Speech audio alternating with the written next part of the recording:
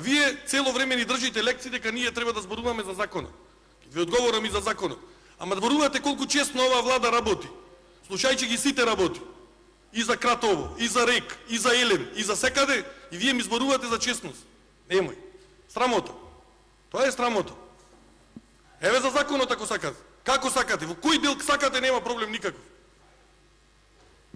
Велите дека кога ќе се издвои посебно советот, вие велите нема влијание никој ден. Со самото тоа владата што го бира. Зар мислите вие дека некој вработен таму, било кој тендер, дека ќе помени без Груевски?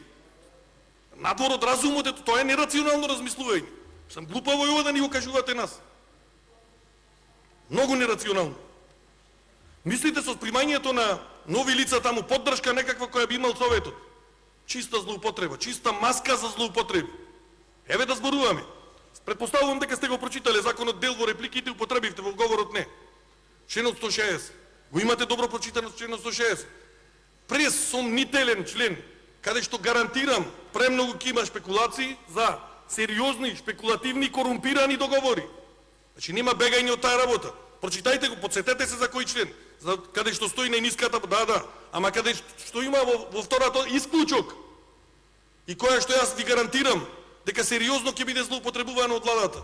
Како и досега, како изминативе 10 години, со телефонски јавувања дека тендерот во Елем треба да го земи човек од Кратово ваш. Во Елем исто. Да се подсетиме, знаеш, не со имиња, туку со голфот или со не знам кој е возило таму. Зашто зборувате вие? Не сакат, зборувате за извештаи некакви. Нема проблем. Центар за граѓански комуникации. Прочитајте го, еве, Маријанчо зборуваше вчера, второто полугодие од 2014 година. Значи многу јасно пишува таму.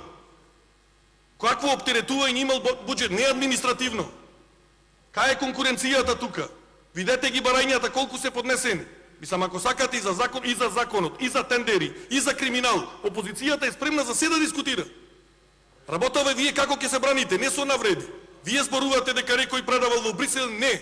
Вие ако сте толку способни, објаснете дека она што опозицијата го зборува во Брисел не е така. Не дека плука некој против Македонија. Само на таков начин ние можеме диалог да водиме во собранието, инаку никако нема да можеме. Со навреди со се. Еве објаснете ми го барам од вас, членот 160, дека нема да има корумпирани договори после носењето на овој закон.